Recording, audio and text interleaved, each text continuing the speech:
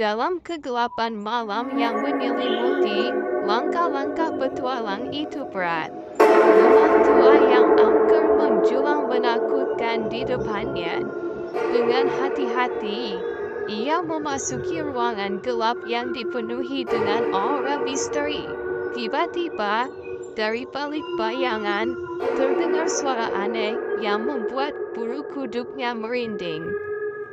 Namun, ketertarikannya terhadap rahasia gelap mendorongnya untuk melanjutkan penjelajahan. Di sudut ruangan, tersembunyi sesuatu yang membuatnya tercengang. Bukan hantu atau harimau, melainkan sebuah peti tua berisi rahasia yang lebih mengerikan dari yang ia bayangkan. Kesimpang siuran antara masa lalu dan kini terungkap dalam twist yang memilukan.